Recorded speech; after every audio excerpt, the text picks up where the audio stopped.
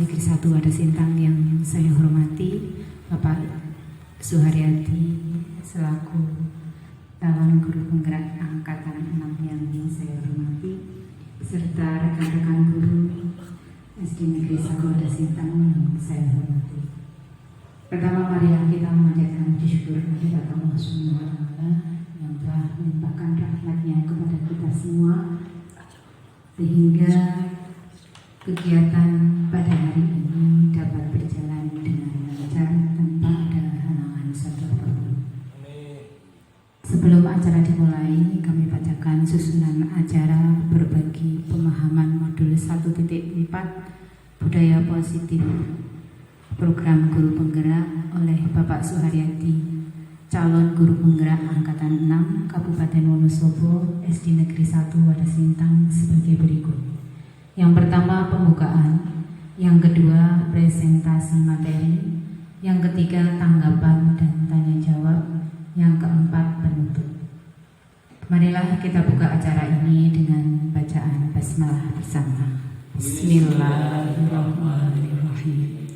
Acara yang kedua yaitu presentasi materi. Kepada Bapak Suharyadi, SPD, kami persilahkan.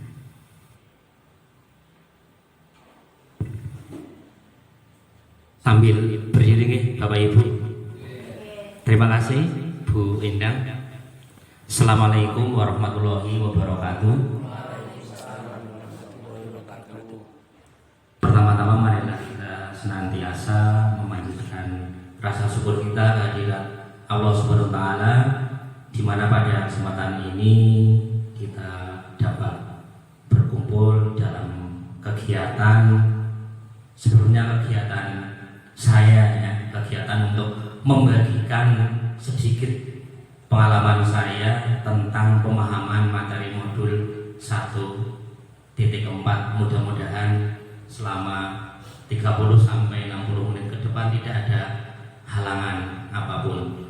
Sholawat serta salam marilah kita senantiasa sampaikan kehadirat baginda Nabi besar kita, Nabi besar Muhammad Sallallahu Alaihi Wasallam yang kita nantikan syafaatnya di yaumul akhir.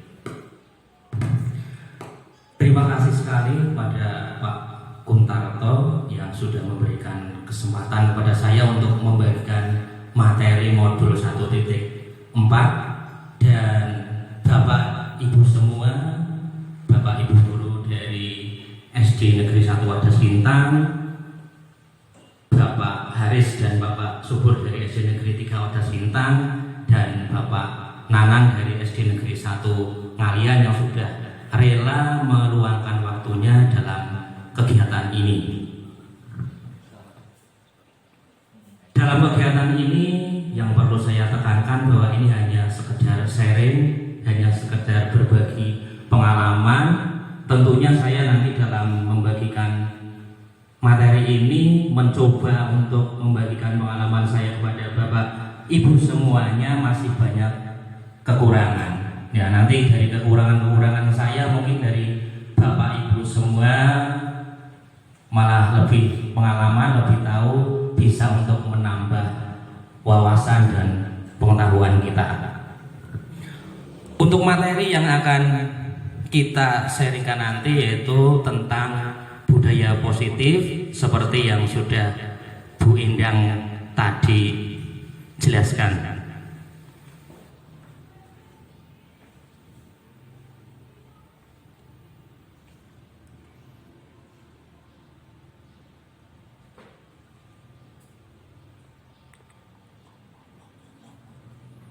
Selanjutnya, sebelum ke materi berikutnya, ada beberapa pertanyaan. Silakan untuk dijawab di dalam hati saja ya. Nanti jawaban-jawabannya akan kita ulas di materi-materi berikutnya. Setuju atau tidak setuju?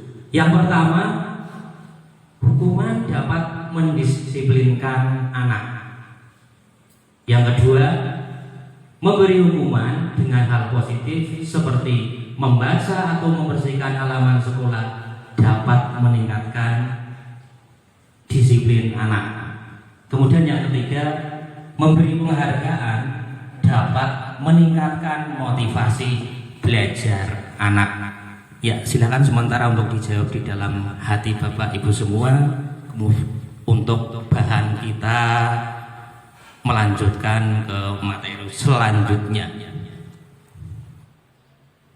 Kemudian untuk topik atau materi pada kegiatan sesi ini ada 9. Yang pertama itu sekilas ya, singkat paradigma baru pendidikan, kemudian budaya positif, yang ketiga disiplin positif dan nilai-nilai kebajikan universal, kemudian yang keempat teori motivasi, hukuman dan penghargaan serta restitusi, yang kelima keyakinan kelas, yang keenam kebutuhan dasar manusia dan dunia berkualitas, yang ketujuh restitusi dan 5 posisi kontrol, yang keenam segitiga restitusi, yang kesembilan berbagi pengalaman tentang aksi nyata ya.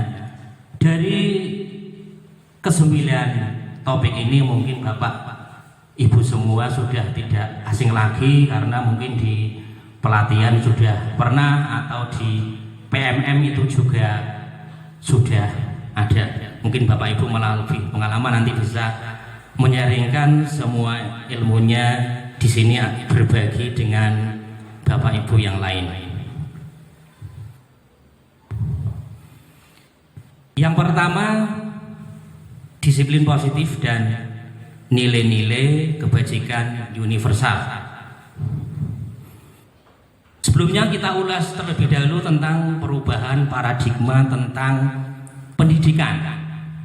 Kalau nanti paradigma tentang kedisiplinan, kita ulas sejenak tentang perubahan paradigma pendidikan. Pendidikan menurut filosofi Ki Hajar Dewantara. Kalau tidak salah, pendidikan menurut filosofi Ki Hajar Dewantara yaitu bermaksud untuk menuntun segala kodrat yang ada pada anak agar mereka dapat selamat sebagai anak, selamat sebagai atau selamat dalam masyarakat. Intinya bahwa filosofi pendidikan menurut Ki Hajar Dewantara adalah kita dituntut untuk memberikan segala pendidikan kita yang berkepentingan atau berorientasi kepada anak, bisa memenuhi kebutuhan mereka. Tetapi kebutuhan yang bagaimana dulu perlu kita kaji, yaitu nanti jangan-jangan kebutuhan-kebutuhan itu tidak tepat. Seperti tadi sekilas Pak Subur di sana ya mengatakan kebutuhan kalau ditanya matematika suka apa tidak, kalau diberi kebebasan mungkin ya, pendidikan dengan kebebasan mungkin banyak anak yang tidak suka, sukanya mungkin malah sebagian besar olahraga. Maka dari itu diharapkan dengan filosofi pendidikan Ki Hajar Dewantara dan disiplin positif bisa menumbuhkan motivasi kepada anak untuk bersikap positif dan terwujudnya filosofi KID, sehingga yang paling utama dapat terwujudnya profil pelajar Pancasila. Selanjutnya budaya positif, saya mencoba untuk memberi kesimpulan apa sih tentang budaya positif ini menurut saya ya. Kalau salah mungkin bisa untuk diingatkan saya. Kesimpulan tentang apa yang sudah saya pelajari di modul 1.4 yang ada di LMS, bahwa budaya positif itu menekankan pada kebiasaan untuk mengimplementasikan nilai-nilai kebajikan di suatu lingkungan. Kalau kita tentunya di lingkungan sekolah. Nilai-nilai kebajikan itu timbulnya dari mana? Dari disiplin positif. Disiplin positif itu apa?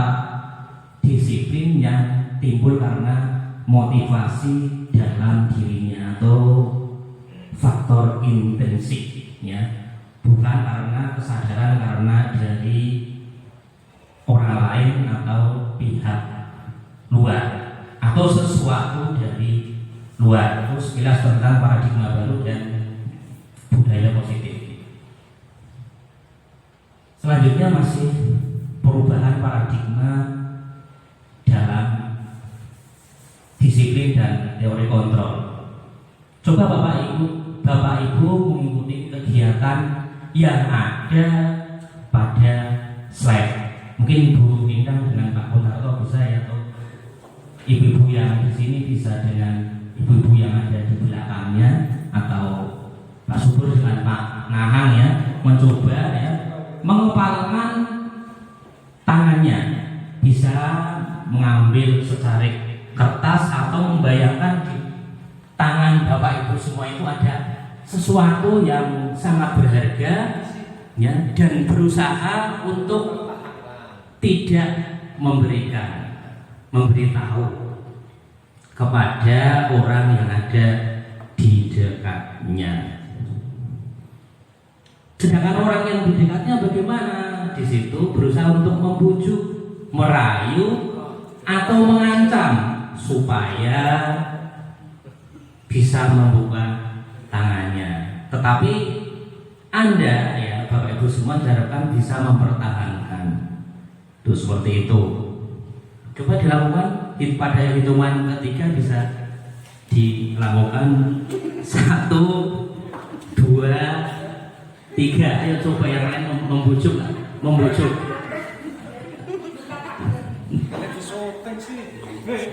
Ya. Ayo, silakan dibujuk atau diancam atau disuap dengan sesuatu. Ya, sudah ya. Terima kasih Bapak Ibu. Tepuk tangan untuk kita semuanya. Apa yang akan terjadi kira-kira? Tidak mau.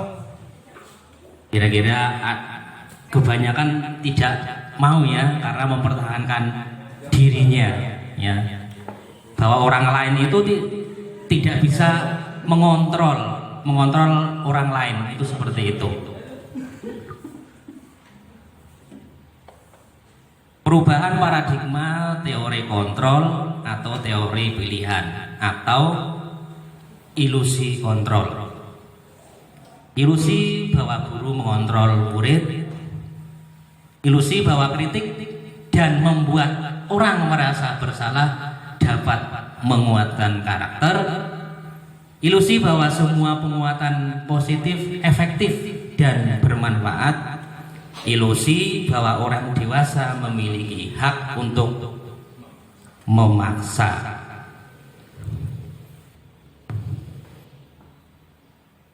Perubahan paradigma stimulus respon, teori kontrol atau teori pilihan. Siapa yang sesungguhnya yang memiliki kontrol? Di situ ada tabel, yang 1 stimulus respon, yang 2 teori kontrol atau pilihan. Bisa Bapak Ibu cermati perubahan dari stimulus respon menuju teori kontrol atau teori pilihan. Yang terakhir ini model berpikir menang kalah. Kemudian kalau teori kontrolnya yaitu model berpikir menang atau tidak ada yang menang dan tidak ada yang kalah. Tujuannya untuk sesuatu yang positif. Kemudian ini skema yang ada di modul ini tentang disiplin positif. Disiplin positif menurut teori kontrol Dr. William Glasser. Anda tidak bisa mengontrol orang lain, hanya Anda yang bisa mengontrol diri Anda. Semua perilaku memiliki tujuan, model berpikir menang, kolaborasi dan konsensus menciptakan pilihan-pilihan baru.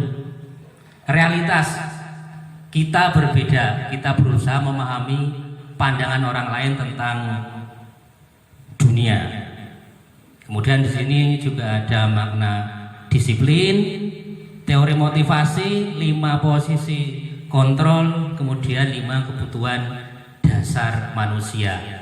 Dari teori motivasi, 5 posisi kontrol, kemudian 5 dasar kebutuhan manusia, ini diharapkan dapat menimbulkan atau dapat mewujudkan motivasi intrinsik dari dalam diri kita atau murid-murid kita, sehingga bisa mereka melakukan atau mewujudkan disiplin yang positif.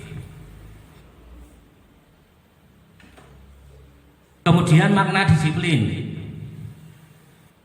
Disiplin berasal dari bahasa Latin disciplina yang berarti belajar. Makna asal dari kata ini berkonotasi dengan disiplin dari murid-murid menurut Sokrates dan Plato.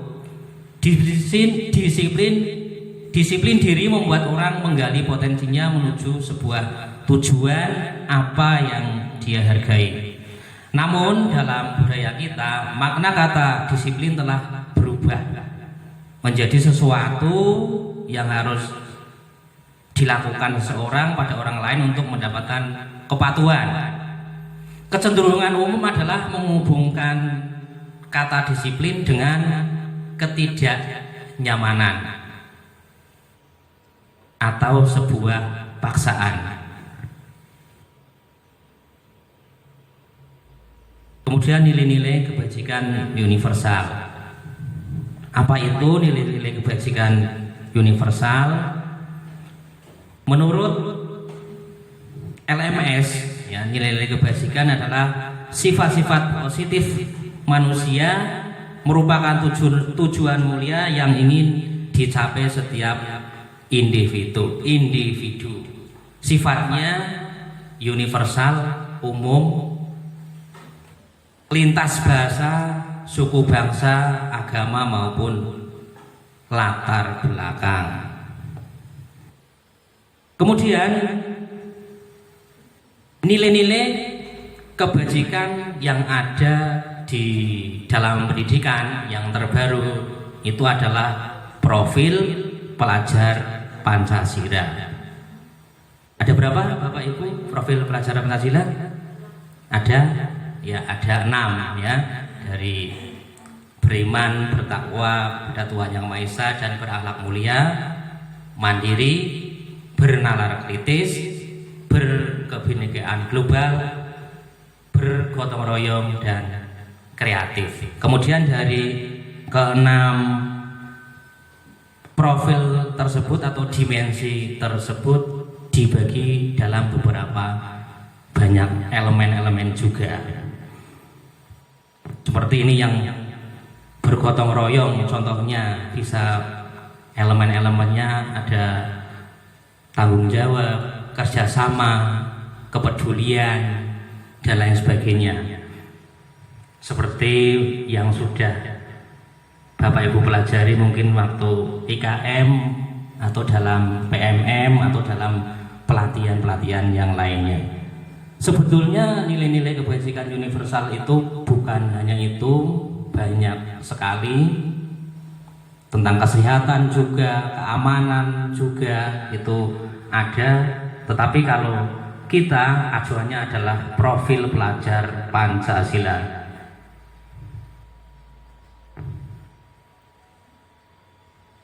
Topik selanjutnya, teori motivasi, hukuman dan penghargaan, kemudian restitusi. Kira-kira Bapak Ibu sekilas tentang kata-kata itu insya Allah sudah bisa semua ya, apa itu motivasi, hukuman, penghargaan, restitusi, atau mungkin dari kata-kata itu yang asing yang mana Bapak Ibu? Ada yang asing atau sudah familiar semua? Ya, betul sekali, yang restitusi ini juga saya mendengarkan ini, kata-kata ini dalam program ini. Di PMM ada, tapi di skip. Bapak Ibu mungkin sudah ya, kan ada kan disiplin positif itu ada restitusi. Ini yang sedikit saya membaca-baca ya ini dalam program ini. Jangan dicontoh ya Bapak Ibu, mungkin Bapak Ibu sudah bisa semua. Betul sekali Pak Kun, itu restitusi. Apa restitusi? Itu nanti akan kita pelajari lebih dalam lagi selanjutnya. Tapi sekilas bahwa restitusi itu adalah upaya dari guru, ya, guru bersama murid berkolaborasi di sini untuk menyelesaikan masalah dari murid tentunya, dan mengembalikan murid tersebut ke lingkungan baru, lingkungan kebanyakan murid pada umumnya, ke lingkungan yang positif.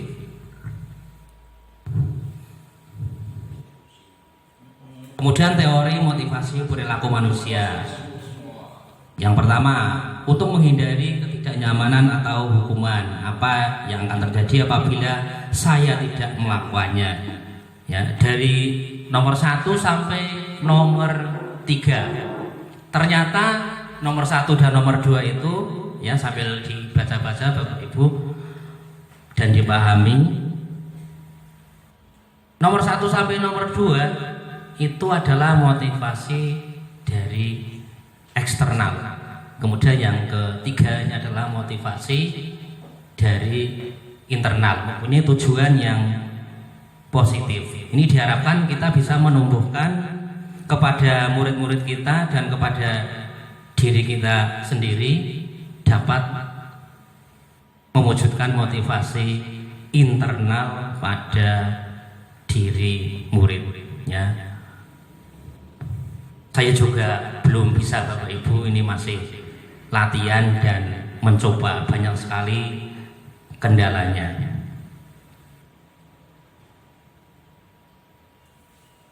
Kemudian merdeka menurut Ki Hajar Dewantara.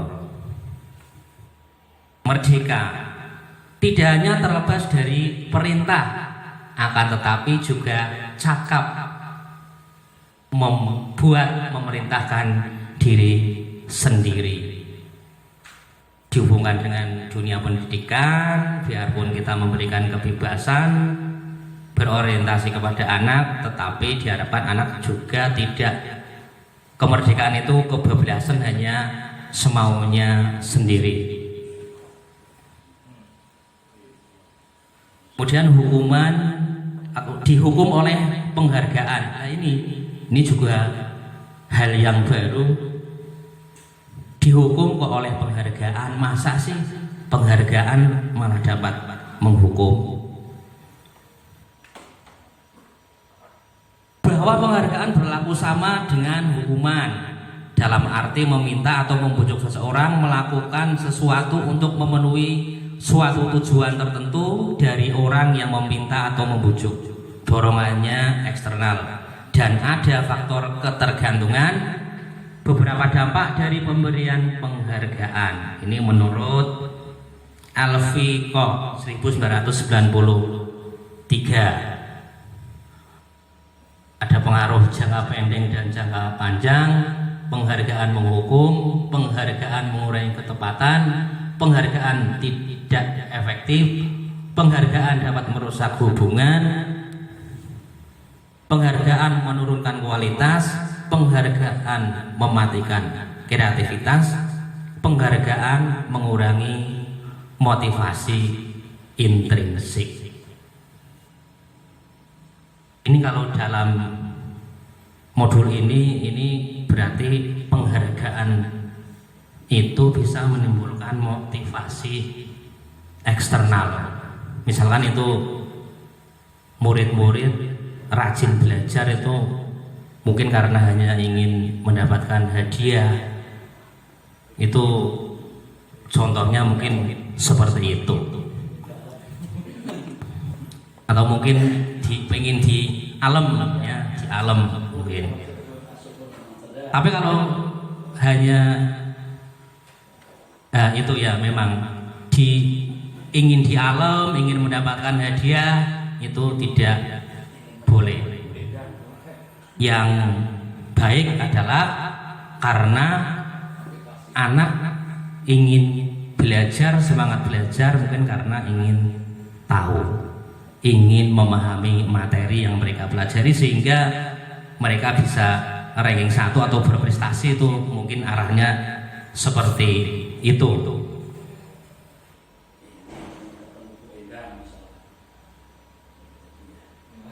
Ini ada perbedaan hukuman dan konsekuensi.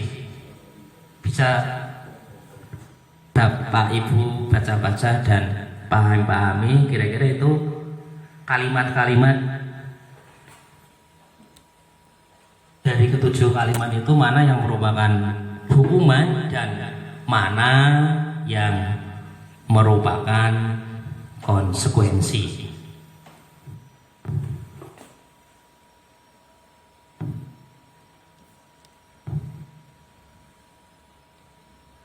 Silakan dijawab di dalam hati dulu dan kemudian mari kita lihat jawabannya. Hukuman, konsekuensi,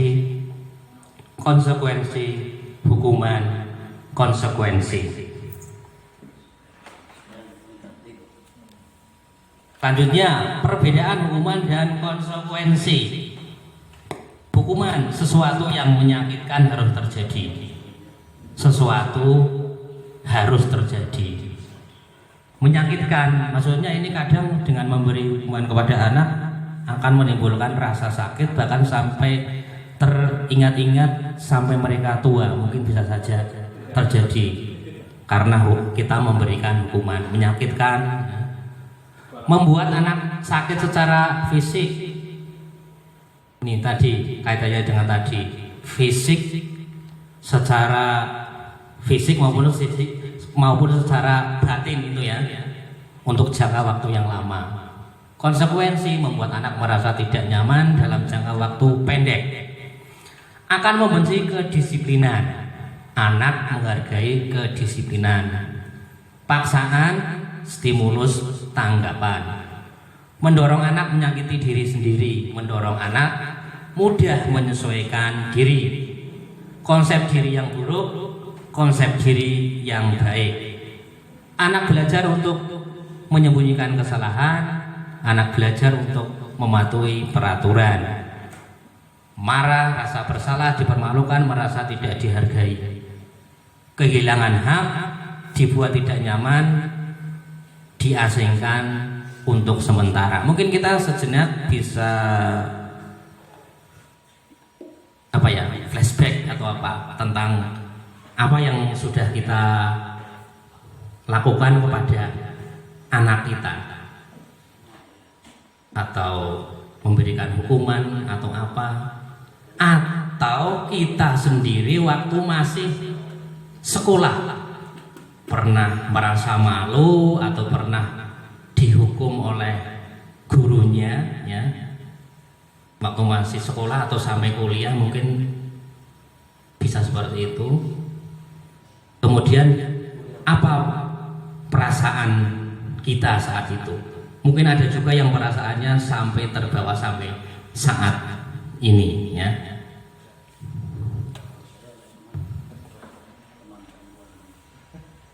Ya, itu sebagai bahan renungan kita saja.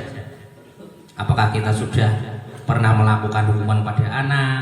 Apakah kita sudah pernah dihukum oleh guru kita dulu sehingga kita teringat-ingat, terngiang-ngiang sampai hari ini, sehingga menimbulkan memori yang kira-kira memori yang negatif atau positif? Kalau ya memori negatif,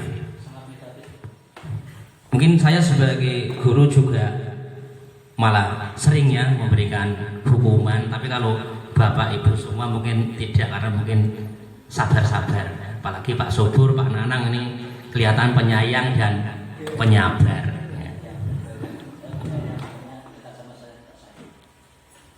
Selanjutnya di sini ada identitas gagal dan identitas sukses.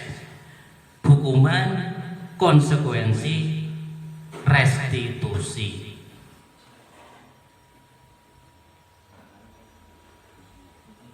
ya bisa kita pahami. Yang pertama itu sesuatu yang menyakitkan harus terjadi, suatu harus terjadi, tapi dengan restitusi, ya restitusi merupakan pilihan. Pilihan apa? Ya pilihan bagaimana berkolaborasi dengan guru atau orang tua dalam memecahkan masalah yang dihadapinya, yaitu memperbaiki kesalahannya. Itu intinya. Dengan restitusi itu anak bisa mencari solusi untuk memperbaiki kesalahannya, berbagai macam tentunya. Tentunya juga mungkin ada beberapa anak yang sulit dalam memberikan solusi. Berarti kewajiban kita sebagai guru untuk membimbing mereka agar dapat menemukan, memberikan pilihan, mencari solusinya. Ini Bapak Ibu, apa itu restitusi? Ini yang tepat. Kalau tadi saya hanya ngawur-ngawur saja, seingat-ingat saya.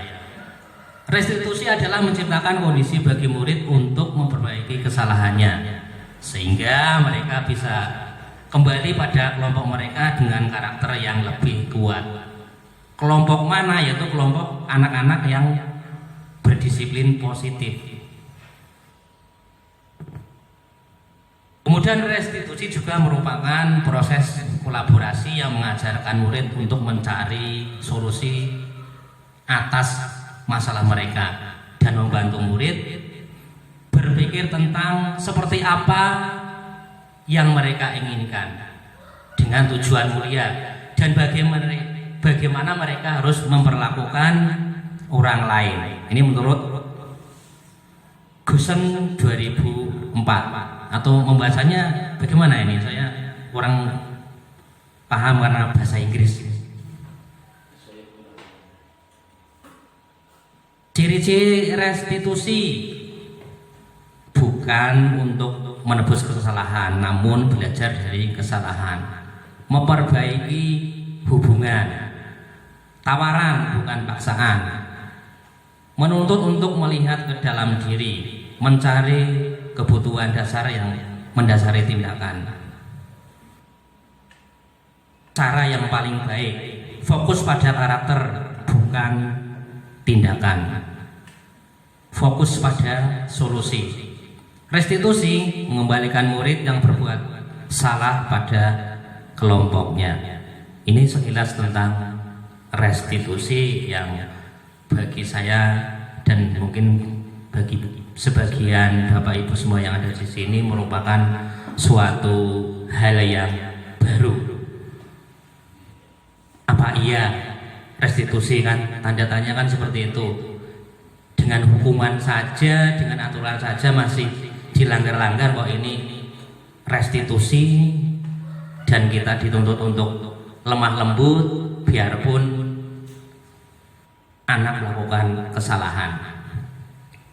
Apa betul seperti itu apa tidak? Ya mari coba kita pelajari lagi dan kita mencoba untuk mempraktekannya. Tentunya banyak sekali rintangannya.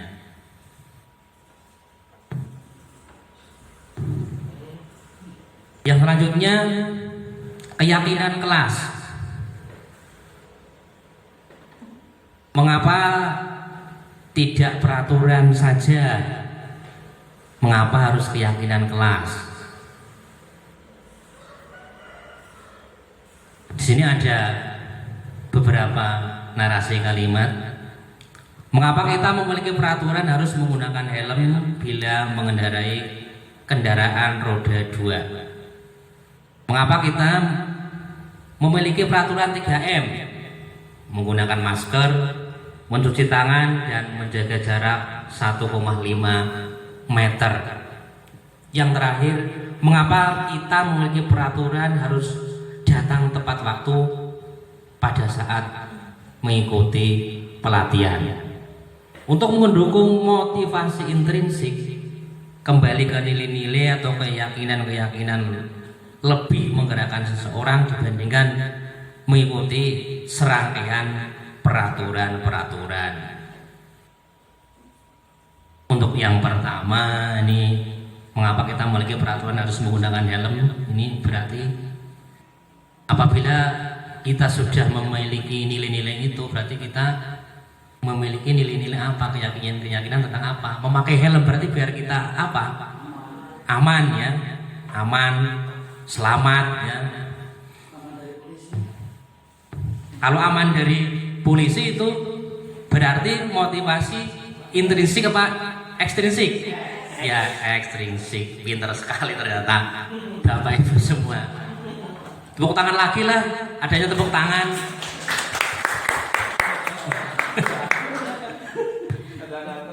Atau mungkin Mas Nanang, Pak Nanang bisa memimpin ice breaking. Saya bisa Ya sudah, tepuk tangan saja ya. Kemudian yang kedua, ini kira-kira apa kira-kira? Intrinsik apa ekstrinsik ini? Mengapa kita memiliki peraturan 3M? Menggunakan masker, mencuci tangan, dan menjaga jarak 1,5 meter.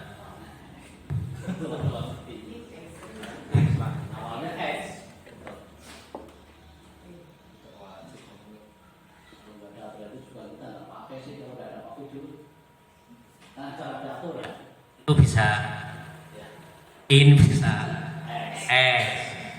kalau itu, nah ini kan arahnya seperti ini maksudnya seperti ini mungkin ya, yang saya pahami.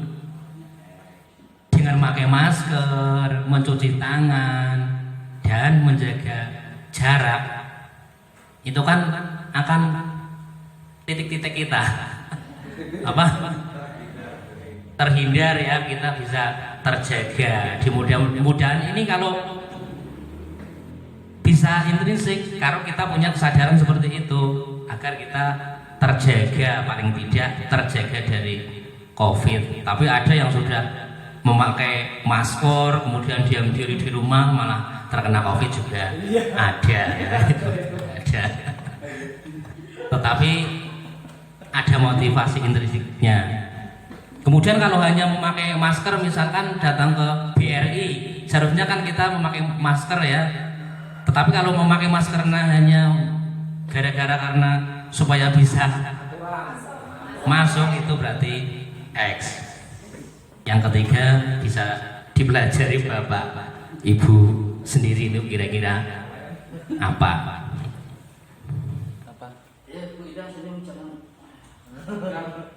Selanjutnya dari peraturan kelas bisa mewujudkan keyakinan kelas.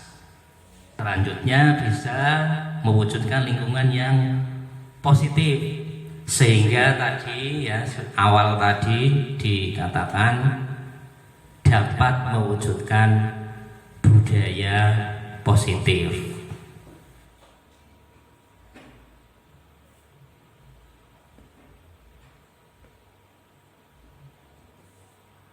Ini contoh, ada kesepakatan kelas, juga kesepakatan kelas merujuk dari keyakinan kelas. Keyakinan kelas berarti keyakinan tadi mengimplementasikan dari nilai-nilai kebajikan yang kita pedomi, yaitu nilai-nilai kebajikannya. Ada profil pelajar Pancasila dari 6 dimensi, kemudian diturunkan menjadi banyak sekali elemen-elemen.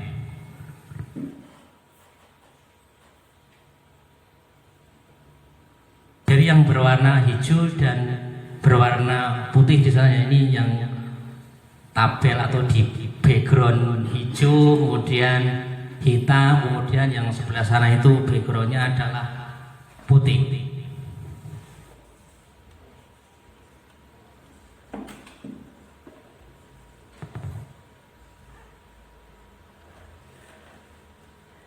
Ini kira-kira yang mana ini yang keyakinan kelas? yang bisa merujuk pada keyakinan kelas.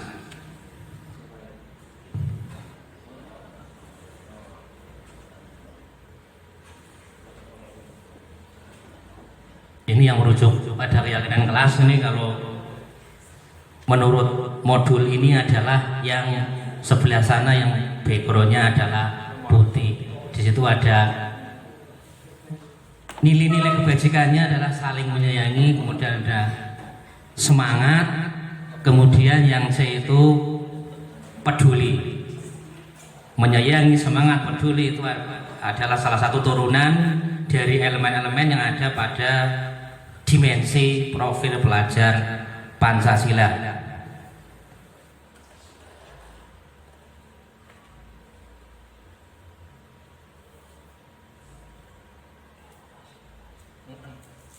Ada beberapa peraturan kelas, kemudian nanti dihubungkan dengan nilai keyakinannya.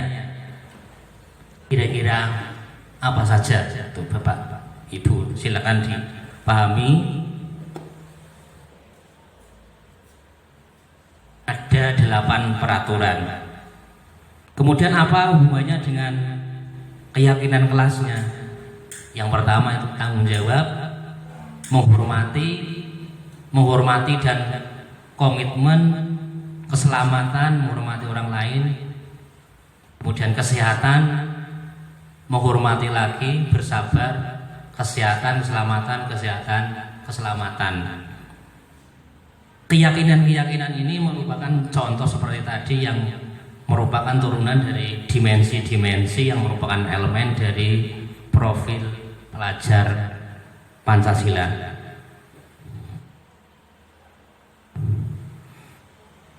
Selanjutnya kebutuhan dasar manusia.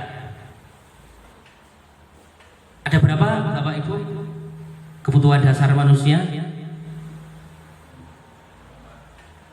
Ada tengah juga itu ya Bapak Ibu. Tengah juga. Bertahan hidup, penguasaan, kebebasan, kesenangan, kasih sayang, dan rasa diterima. Bila salah saya juga mohon maaf karena belum paham betul. Ya, kasih sayang. Tentunya kita atau anak tentunya ingin diterima, ya, diterima bermain dengan teman yang lain. Ya, kita juga diharapkan bisa saling mengasihi dan menyayangi antar teman. Kesenangan, ya, kita tentunya ingin traveling, mungkin itu kan contoh dari kesenangan. Mungkin kesenangan-kesenangan yang lain bisa Bapak Ibu pikir sendiri ya, mungkin hiburan, mungkin menonton TV, ya, itu juga merupakan kesenangan. Bermain game, ya, itu juga merupakan kesenangan.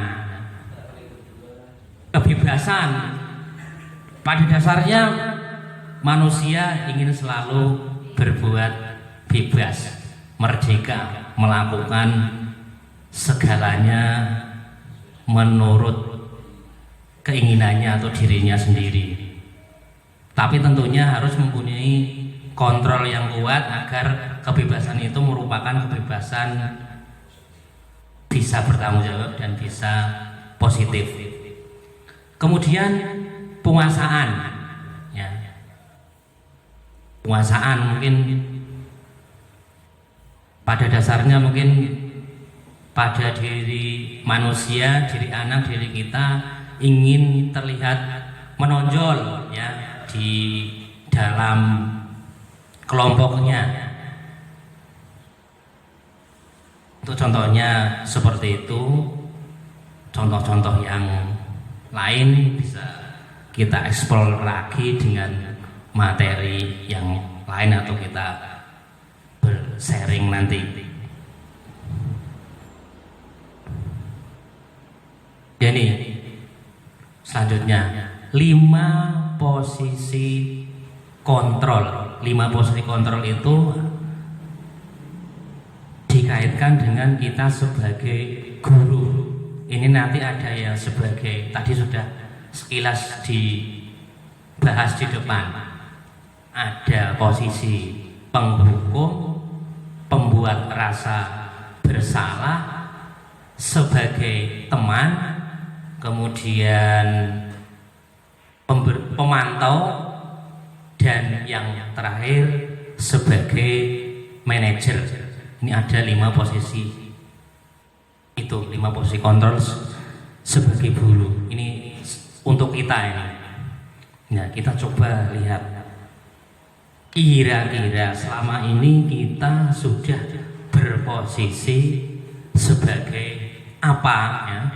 Bisa dilihat tabelnya, kira-kira selama ini kita sudah berposisi sebagai apa? Apa penghukum, atau membuat rasa bersalah, apa teman, atau pemantau, atau manajer. Kalau seingat saya ini yang pertama kebanyakan ini sebagai yang pertama. Diharapkan dengan mempelajari modul ini, berbagi ini, mudah-mudahan kita bisa berposisi sebagai manajer. Ya tentunya sangat sulit lah, wong kebiasaan lama harus dirubah seketika kan, melewati dari pembuat rasa bersalah, teman, pemantau, ujuk-ujuk jerit menjadi manajer. Mudah-mudahan kita bisa seperti itu ya Bapak Ibu ya, dengan belajar, kemudian sabar. Mungkin ini yang paling tepat adalah dengan kesabaran, karena dalam menghadapi anak itu yang paling diuji adalah kesabaran kita. Kalau saya melihat anak yang kira-kira tidak cocok dengan saya, langsung naik darah saya, langsung marah biasanya. Ini memang seperti itu. Tidak seperti Bu Endang ini ya. Endang ini sangat dekat dengan anak, Bu Diana, Bu Yani, Bu Nurul, apalagi Bu Dian, Bu Was, ya Pak Nanang, apalagi disukai murid-muridnya karena kesabarannya ya, itu. Mudah-mudahan seperti itu, dan saya perlu belajar lagi dengan Bapak Ibu semua. Dan ini yang terakhir yang perlu kita cermati, ini dampak pada murid karena gagal ya, karena identitasnya gagal, mengulangi kesalahannya. Kalau membuat orang rasa bersalah, merasa rendah diri. Sebagai teman, lemah, tidak mandiri, tergantung karena murid mungkin sudah kadung menganggap Pak Subur sebagai temannya, mungkin tergantung dengan Pak Subur. Manakala ada murid Pak Subur itu tidak bisa menyelesaikan masalahnya, mungkin ya diberi curhatan, misalnya jenengan malah sedang OTW kemana atau tidak diangkat HP-nya, misalkan kan melalui WA misalkan curhatnya, itu bisa anak-anak bisa menjadi lemah dan menimbulkan ketergantungan. Kemudian pemantau, ini yang sedikit lebih bagus grade-nya, menitik beratkan pada sanksi atau hadiah untuk dirinya. Ini pemantau sebenarnya juga ada sanksinya. Misalkan anak tidak mengerjakan PR, kalau sebagai penghukum bagaimana? Ya, ayo ke sini, maju. Kenapa tidak mengerjakan PR? Ya ditanya paling dia mbak, aku, tambah emosi lagi. Ya, ya cepat dikerjakan di luar misalkan. Ya, ayo dikerjakan di luar. Bukunya nggak bawa Pak Guru. Ya, itu memang seperti itu. Itu nanti ada, makanya nanti ada restitusi ya. Ya nanti kalau kita berposisi ini pemantau, ini masih konsekuensi, silakan nanti dikerjakan, teman yang lain istirahat atau pulang, kamu tetap mengerjakan. Tapi nadanya juga nada lemah lembut atau datar. Kalau nadanya pemarah seperti saya tidak jadi itu. masih dalam penghukum. Ini ya, yang terakhir ini yang sangat bagus, ini manajer mungkin dari salah satu diri kita, kalau saya belum. Ini mungkin ini ada yang sudah sebagai manajer mengevaluasi diri, bagaimana cara memperbaiki diri. Ada anak yang salah, kita menerapkan restitusi sehingga harapannya anak-anak bisa mencari solusi untuk memperbaiki dirinya sendiri. Itu mungkin sulit, tetapi ini memang harus dipelajari. Kita coba dulu, mungkin jangan KO sebelum bertanding seperti itu ya. Sampai ini mungkin ada yang ingin ditanyakan, mungkin Bapak Ibu atau Pak Haris atau Pak Nanang atau Pak Subur, beda mungkin. Kalau tidak lanjutkan ya.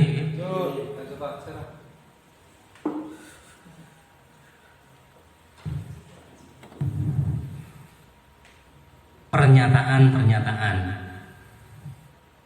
saya kecewa sekali dengan kamu, membuat orang merasa bersalah. Kamu tidak pernah benar melakukannya, penghukum. Kamu tidak benar melakukannya, mungkin seperti itu ya, dengan nadanya mungkin disertai nada seperti itu. Ayolah lakukan demi ibu atau bapak, itu sebagai teman. Apakah kamu mau mendapat stiker bintang hari ini? Ini pemantau ya. Ada konsekuensinya. Mereka rajin melakukan kegiatan saat itu karena ingin mendapatkan bintang ya. Ini pemantau, ini konsekuensi. Kemudian bagaimana kamu bisa menyelesaikan masalah ini? Ini sebagai manajer. Kemudian yang terakhir, kamu selalu yang paling terakhir. Itu mungkin nadanya seperti itu, atau dengan nada-nada yang bagaimana, misalnya kamu selalu yang paling terakhir.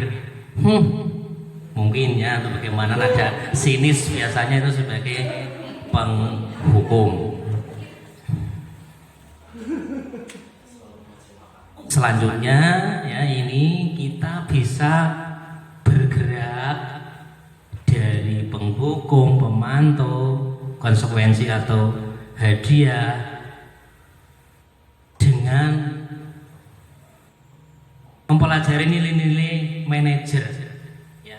Kita bisa berposisi sebagai manajer agar bisa memperbaiki posisi kita. Harapannya apa? Harapannya kita bisa mewujudkan profil pelajar Pancasila. Sangat sulit Bapak Ibu, saya juga membayangkan, memang sangat sulit, tidak mudah. Lagi-lagi apabila diuji dengan kesabaran kita, seperti saya yang mungkin kesabarannya terbatas ya, tidak ada batas. Beda dengan ibu-ibu semua ini yang sangat sabar, tidak ada batasnya, bisa dengan cepat bisa berposisi sebagai manajer. Ini tadi restitusi tadi ya, mengembalikan posisi anak pada kelompoknya dengan memperbaiki sendiri kesalahannya.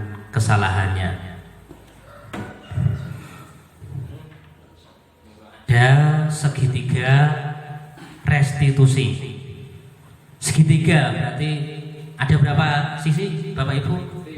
Ya, ada 3 sisi. Saya lupa. Saya pikir ada 4 sisi, ternyata Pak Nanang memang pinter. Ada 3 sisi.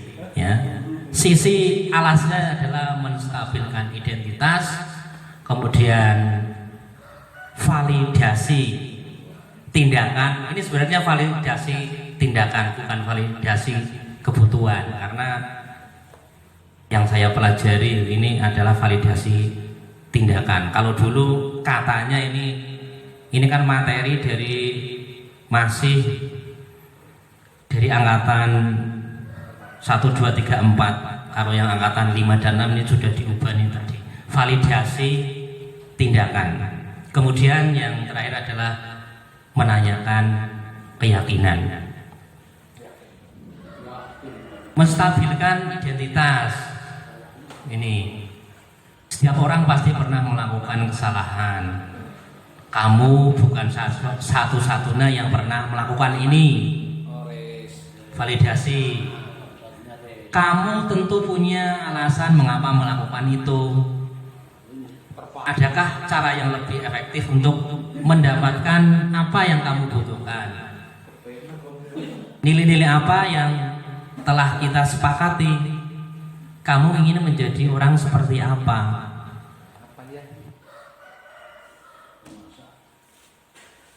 Menstabilkan identitas.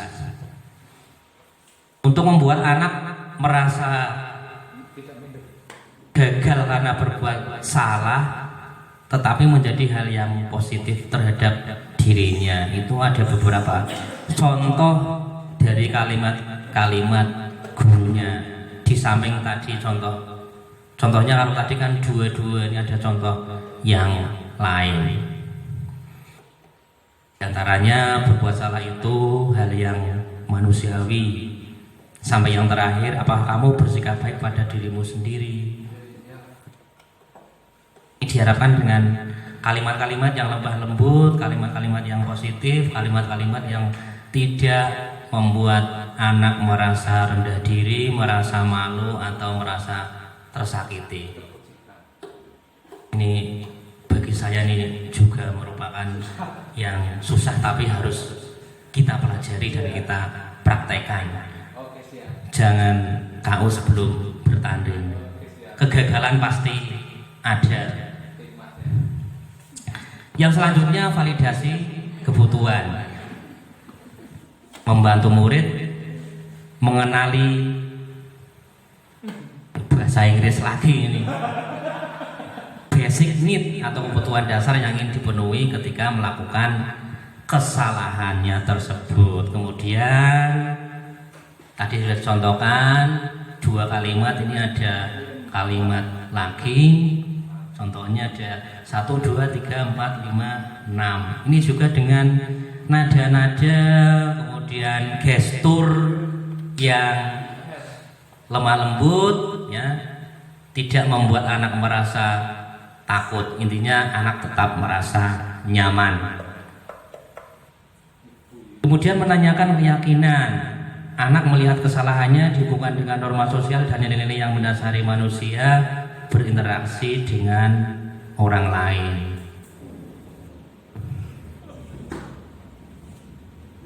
Kamu sudah melanggar keyakinan apa? Nilai-nilai keyakinan apa yang sudah kamu langgar? Bisa keyakinan kelas, bisa keyakinan sekolah, dan bisa juga mungkin ini diterapkan di keluarga kita, ya, kepada anak kita ini juga bisa. Kalau bisa seperti ini, insya Allah bagus sekali. Selanjutnya setelah kita lakukan ketiga kegiatan itu tadi, ketiga sisi segitiga restitusi sudah kita jalankan, kemudian baru kita mengajukan pertanyaan atau membimbing anak agar dapat memperbaiki kesalahannya sendiri. Itu harapannya seperti itu. Selanjutnya ini ada intervensi 30 detik. Intervensi ini dapat membantu murid kembali ke tujuan semula dengan cukup singkat dan dengan cara yang non konfrontatif. Pertanyaan yang diajukan biasanya dikemukakan oleh seorang pemantau atau manajer.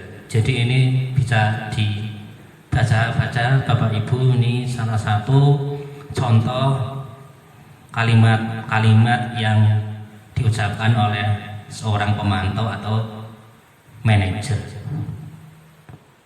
Dari apa kamu ingin berbuat lebih baik, sampai yang terakhir apa yang kamu inginkan, peraturan apa, ya. Ini juga dengan nada yang apa tadi nadanya lemah lembut, yang tidak membuat anak merasa malu, minder, ya harus selalu dengan positif. Gestur, kemudian mimik wajah, ya. Itu. Kemudian ini ada berbagai pengalaman tentang salah satu aksi nyata saya terkait dengan modul 1.4. Ada 2 kegiatan yang saya dokumentasikan. Sebenarnya aksi nyatanya sudah ada beberapa kegiatan dan ada yang berhasil dan ada yang gagal tentunya. Iya, gagal. Contohnya ini ya belum berhasil mungkin. Ada anak yang tidak mengerjakan PR, saya mencoba mempraktekkan dengan segitiga restitusi dan mencoba sebagai manajer, ya, dengan sebetulnya ketika saya tahu anak itu tidak mengerjakan PR, ya, sebagai karakter awal saya, ya, ketika saya marah, tetapi saya mencoba mempraktekkan dengan segitiga restitusi. Ternyata hasilnya bagaimana Bapak Ibu?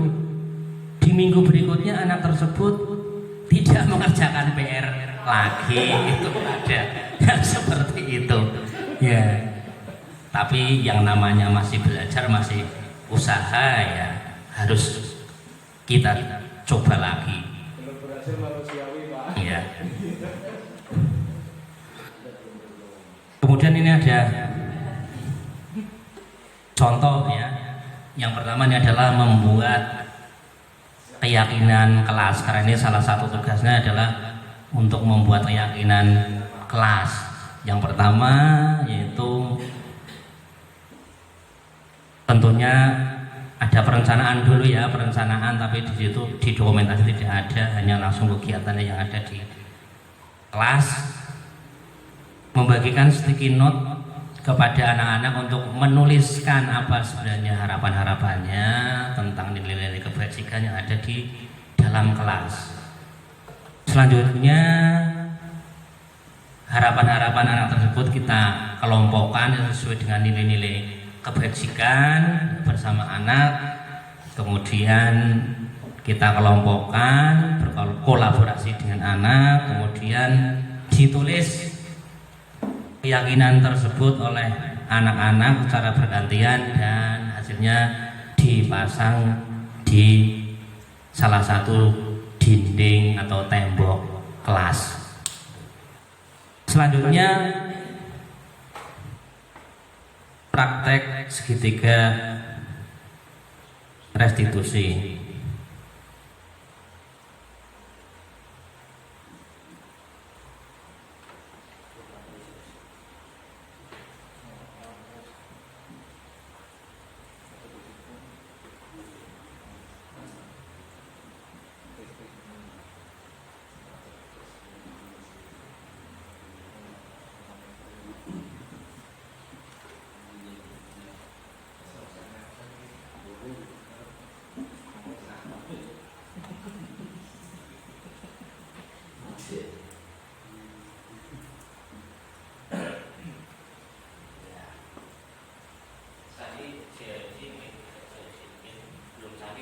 IT-nya ya mungkin, ya, tidak seperti Pak Nanang. Pak Haris. Canggih Pak Haris.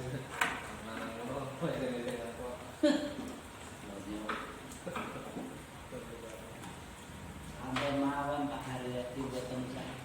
Sesolan. Sampai mawon. Iki kesejawa makan. Latihan pemain pun.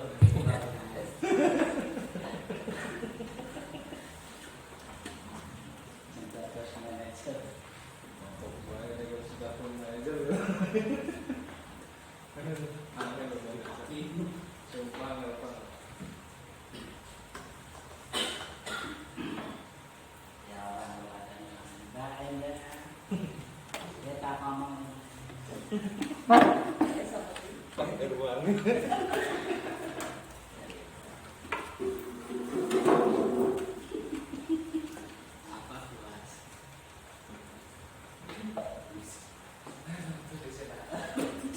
contoh praktek segitiga. Tuh, tidak masuk lagi.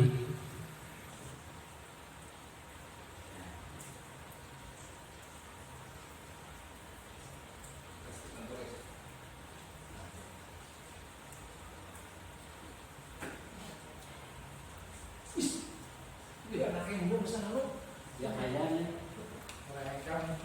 ini Ada suaranya Mas Haryati.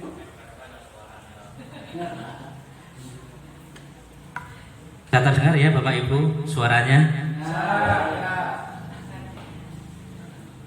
Salah satu praktek ketiga restitusi. Seharusnya mimiknya, gesturnya itu harus lebih ekspresif lagi gitu. Seperti itu saya rasa kurang pas, tapi ini baru tahap latihannya sudah lumayan lah seperti itu. Ini yang satu.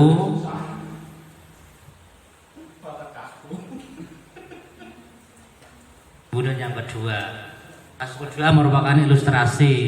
Terlihat pada hari tersebut ada anak yang sedang mencontek penilaian harian temannya.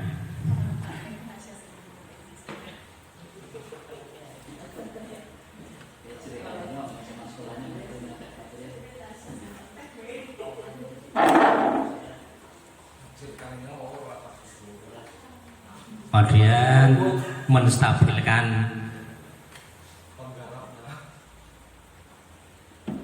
tindakan dulu.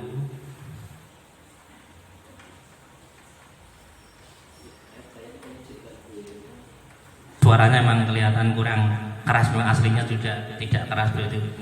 Di sini memang tidak keras. Mungkin kalau dari depan ini Bu Diana jelas ya Bu Diana ya, dari depannya ya. Kalau duduknya dari depan insya Allah jelas. karena hujan sih Pak. Iya, hujan juga ini ya.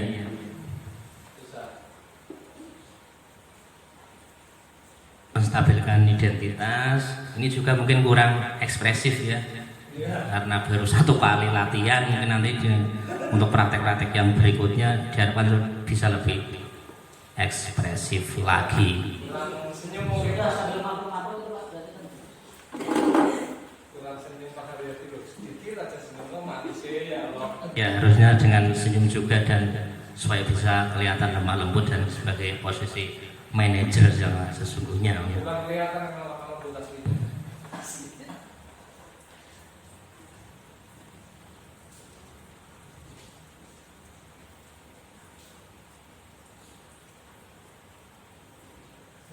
Anaknya ada mana itu? Ah. Anaknya ada mana itu? Tidak karena berusaha lemah lembut, berposisi sebagai manajer, mencoba membimbing anak untuk mencari solusi sendiri atas kesalahannya bagaimana. Jadi anaknya tidak nangis. Lain lagi kalau langsung anaknya misalkan dibentak, ditarik, atau kertasnya, bukunya langsung ditarik, mungkin bisa nangis.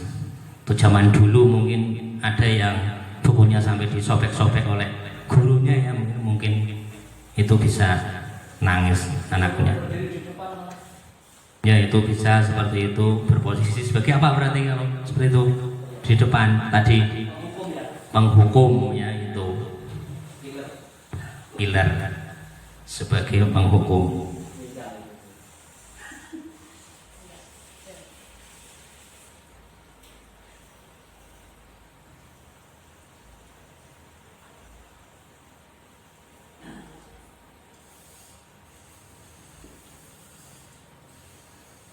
Kira-kira seperti itu Bapak Ibu, apa yang saya bisa bagikan di sini hanya berbagi dan sharing dari topik awal sampai terakhir tentang contoh aksi nyata.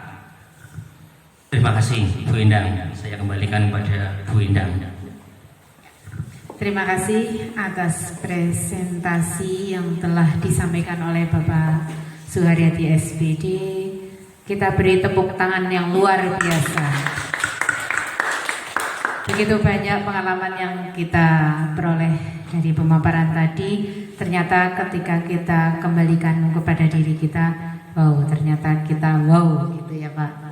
Banyak kurangnya judulnya. Oke, dengan presentasi yang tadi, marilah kita harapkan semoga kita bisa memperbaiki diri.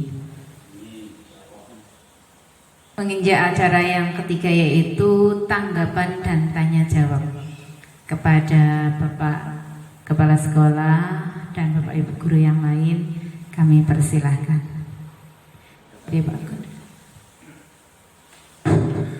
Terima kasih. Saya diberi kesempatan untuk memberi tanggapan. Saya selaku yang dituakan di sini dengan guru pengajar praktek. Kebetulan di sini angkatan ke-6 ya Pak ya.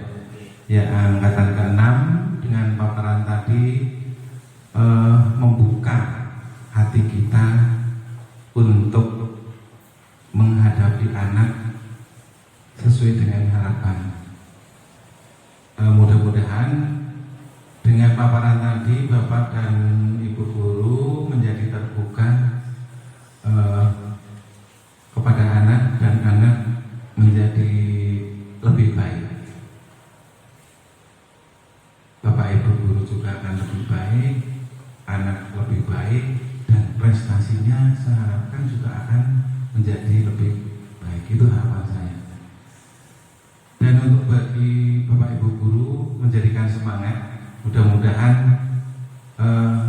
terus mengikuti jejaknya untuk menjadi guru pengajar praktek di tahap-tahap berikutnya.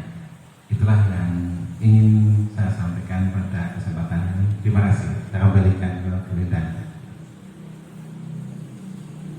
Demikian tanggapan dari Bapak Kuntarto. Dilanjutkan dengan sesi tanya jawab. Kepada Bapak Ibu Guru, kami persilakan untuk mengajukan pertanyaan. Monggo dari Bu Diana dulu. Dari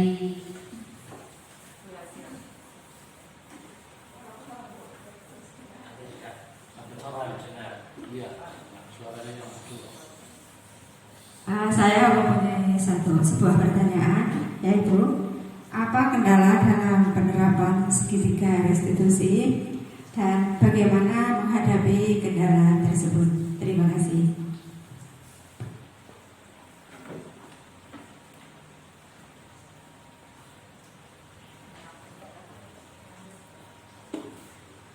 Oke, kepada Bapak Suharyati, silahkan untuk dijawab pertanyaan dari Ibu Wasilah. Terima kasih atas pertanyaannya, Bu Wasilah. Saya akan mencoba untuk menjawabnya. Tentunya ada berbagai kendala karena ini materi segitiga restitusi ini merupakan hal yang sangat baru bagi saya. Saya harus mengubah karakter saya yang sebelumnya sebagai penghukum menjadi manajer. Itu juga merupakan kendala. Kemudian selanjutnya murid mungkin malah dikira itu sebuah lelucon dan guyonan dengan melihat gurunya seperti itu. Murid sih senang, tapi kelihatannya itu kendala awal itu kelihatan seperti kok gratis sekali mungkin murid menganggap seperti itu, yang biasanya penghukum kok berubah menjadi manajer, dikira itu sebuah lelucon, itu seperti itu. Kemudian kendala yang paling utama adalah menguji kesabaran saya, karena sudah saya jelaskan tadi, mempraktekkan kepada anak yang tidak mengerjakan PR ternyata belum berhasil. Itu kendalanya. Untuk menghadapi kendala itu, saya hanya berusaha untuk sabar dan semangat, dan mohon dukungan dari Bapak Ibu semua, mudah-mudahan saya bisa. Terima kasih, seperti itu Bu Wasilah. Demikian jawaban dari Bapak Suharyati. Sudah puas, Bu? Ya. Dilanjutkan penanya berikutnya, Bu Wahyu Puji Handayani.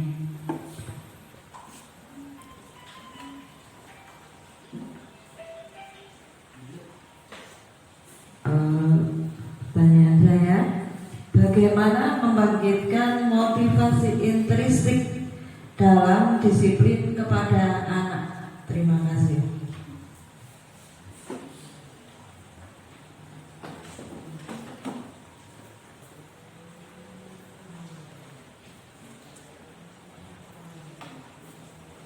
Dilanjutkan pertanyaan kedua, Pak. Monggo untuk dijawab. Ya, terima kasih. Ini juga pertanyaan yang sangat sulit ya bagi saya. Bagaimana cara membangkitkan motivasi intrinsik pada diri anak untuk supaya mereka selalu melakukan atau disiplin positif. Kalau menurut saya ini menurut saya, mungkin Bapak Ibu yang lain punya pandangan yang lain, mungkin nanti bisa untuk menambahi. Tentunya yang pertama kita harus menjadi teladan atau contoh apa ya? Contoh kita melakukan pembiasaan yang sesuai dengan nilai-nilai kebajikan tersebut. Itu yang pertama. Yang kedua, mensosialisasikan tentang disiplin positif ini kepada anak-anak. Apa manfaatnya bagi mereka, kita harus mensosialisasikan. Kemudian mungkin diberi untuk yang anak-anak kelas 1 atau kelas 2 mungkin dengan dongeng-dongeng ya, itu mungkin kan ada tentang dongeng-dongeng yang positif. Selanjutnya mungkin kita perlu berkomunikasi dengan orang tua ya tentang disiplin positif ini ya, bagaimana kita menanamkan atau mewujudkan motivasi pada anak tentang disiplin positif ini. Kita juga perlu bekerjasama dengan orang tua. Kira-kira hanya itu yang bisa saya jawab. Bu Yani mungkin kurang puas atau mungkin Bapak Ibu lain ingin menambahi, monggo. Kita tanya dulu, sudah puas, Bu? Oh ya, sudah puas, Pak, ternyata. Masih ada yang pertanyaan yang lain? Oh ya, dari Bu Dian. Silakan.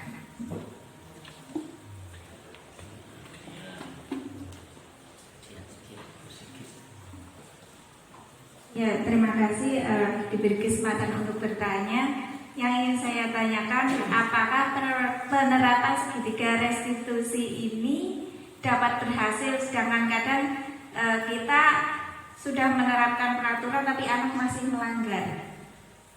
Ya, terima kasih.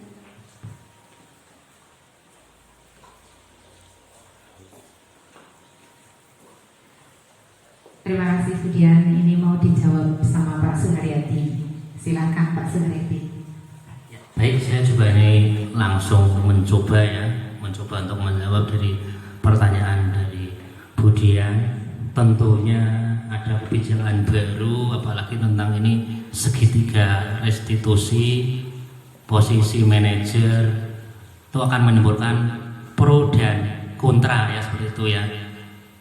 Yang ada aturannya saja, yang ada hukumannya saja selalu dilanggar. Kok ini dengan segitiga restitusi kita harus berpenampilan yang lemah lembut, jangan sampai menekan anak. Apakah ini bisa berhasil? Itu sama kemudian saya juga dalam hati bertanya seperti itu. Ternyata ada sebuah ilmu baru, kebijakan baru, ya tentunya kita harus mencoba. Kita harus mencoba terus menerus berulang kali sampai berhasil. Seperti tadi saya juga sudah jelaskan, mencoba satu kali ternyata saya belum berhasil, berarti perlu dicoba lagi. Memang ini kalau menurut saya ini yang terpenting adalah ini menguji kesabaran seorang guru dalam menerapkan segitiga restitusi. Menjawab berhasil dan tidaknya yang kita mudah-mudahan ini dapat berhasil. Mungkin ini sudah dilakukan oleh penelitian ya, oleh para pakar-pakar di Kemendikbud tentang segitiga restitusi ini. Mungkin dampaknya bukan seketika itu, tapi ini mungkin bisa dampaknya kalau anak-anak kita sudah besar nanti dengan penerapan-penerapan ini. Mudah-mudahan bukan hanya dampak saat sekolah, tapi diharapkan bisa memberikan dampak yang jangka panjang. Itu seperti itu. Kemudian apalagi ini baru anak SD ya, apalagi yang nanti anak SMP, anak SMA yang dari SD-nya, dari PAUD-nya belum dikenalkan dengan restitusi. Saya rasa mungkin tingkat kesulitannya akan lebih bagi mereka yang SMP apalagi SMA, apalagi yang sudah kuliah. Itu seperti itu. Kemudian ya kita mencobalah, kekurang gagal dan berhasilnya, yang penting kita sudah mencoba. Seperti itu. Kemudian mungkin Bapak Ibu mau menambahi lagi, monggo silakan, atau kemudian mau menanggapi lagi silakan, tidak apa-apa. Ini memang menimbulkan pro dan kontra ya tentang budaya positif. Ya, kepada Bapak Subur dipersilakan.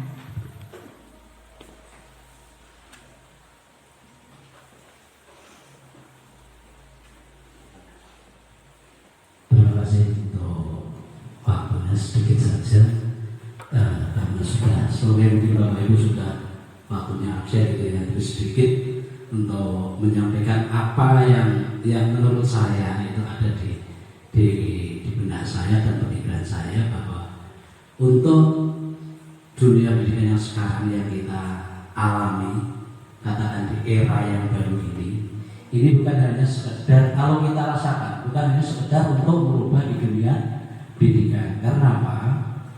Yang kita alami sekarang ini, betul tadi disampaikan oleh Pak Haryadi, itu karena untuk merubah itu tidak mudah.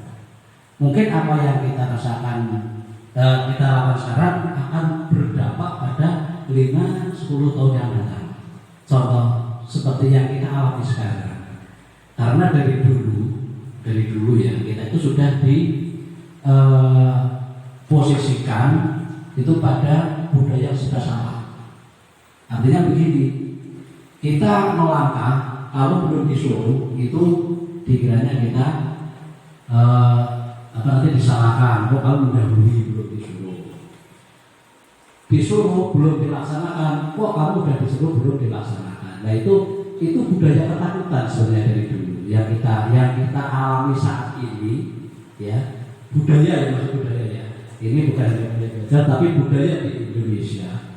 Kita mungkin Jawa ya, walaupun saya sendiri bangga sebagai orang Jawa, tapi seperti itu. Jadi menunggu katakan seni kodam. Nah ini dengan demikian tadi ditanyakan kemudian apakah masih berhasil? Itu pasti berhasil. Nah masalah waktunya kapan itu tergantung nanti kita untuk merubah kondisi yang saat ini ya, kegigihan ya jelas. Jangan patah semangat tadi disampaikan Pak Haryadi. Kita terus mencoba. Buktinya Pak Haryadi tadi sudah mencoba 1 kali, anak belum mengerjakan PR juga diberikan restitusi belum lagi, itu memang perlu kesabaran. Nah ini bukan hanya sekedar merubah pendidikan, tapi kita merubah budaya sebenarnya kalau kita cermati lebih jauh ke sana. Itu karena ini walaupun saya sendiri merasakan apa ya, kadang-kadang seringnya ini kurikulum yang sekarang ini kayaknya memang bertentangan, kadang pro kontra. Anak sekarang itu kalau nggak, termasuk kita mungkin ya, kamu nggak melaksanakan, kamu diberi kadang bentakan atau kadang tidak melaksanakan. Kalaupun toh melaksanakan itu ya karena takut, kalau tidak melaksanakan karena malu belum timbul dari hati nurani kita atau keinginan kita. Nah, di sini kayaknya menurut pemikiran saya atau yang mungkin Bapak Ibu semua itu kita merubah kondisi yang ekstrinsik menuju ke arah yang intrinsik, yang menuju ke itu adalah mau saya. Saya punya keinginan, saya punya kemauan, saya punya tujuan. Nah, serasa begitu, ini mari kita sebagai PR kita sebagai pendidik untuk merubah kondisi yang saat ini menuju kondisi yang seperti yang diharapkan dalam kurikulum yang sekarang. Demikian untuk sedikit undang-undang saya yang saya sampaikan, mungkin kurang pas di hati Bapak Ibu sekalian. Sekali lagi, bukan berarti saya tadi menyebutkan berarti tidak bagi orang Jawa, saya bagi orang Jawa, ya. Tapi memang budaya kita dari dulu seperti itu, apalagi mungkin dulu pernah dijajah juga ketakutan-ketakutan. Akhirnya disiplinnya, kalau disiplin itu disiplin poli. Bapak Ibu tahu ya, disiplin poli. Iya, poli itu kalau ada mangornya, oke siap bekerja, tapi kalau tidak ada, ngiu. Nah itulah, itu yang harus kita rubah sebenarnya seperti itu. Demikian, kurang lebih maaf. Jadi assalamualaikum warahmatullahi wabarakatuh. Monggo.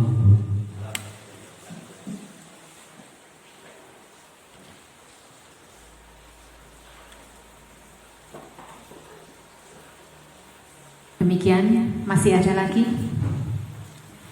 tanggapan atau jawab, tanya jawab?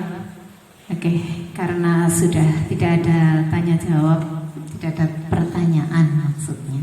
Sudah tidak ada pertanyaan lagi, maka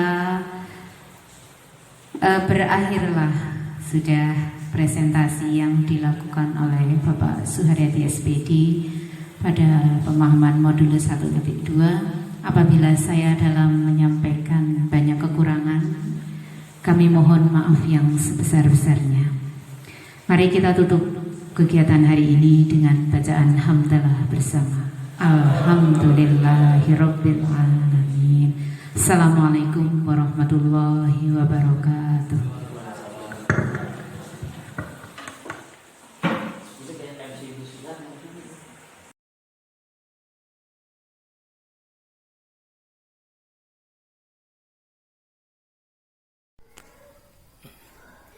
Assalamualaikum warahmatullahi wabarakatuh. Nama saya Zaskia Regina Putri. Saya sangat senang karena tidak dihukum Pak Suharyadi, karena walaupun saya menyontek, saya diajak untuk memperbaiki kesalahan. Terima kasih Pak Suharyadi. Wassalamualaikum warahmatullahi wabarakatuh. Assalamualaikum warahmatullahi wabarakatuh. Nama saya Narendra Ramadinata. Saya senang karena tidak dihukum, biarpun tidak memakai seragam. Saya hanya diajak untuk memperbaiki kesalahan saya. Terima kasih Pak Suharyadi. Wassalamualaikum warahmatullahi wabarakatuh.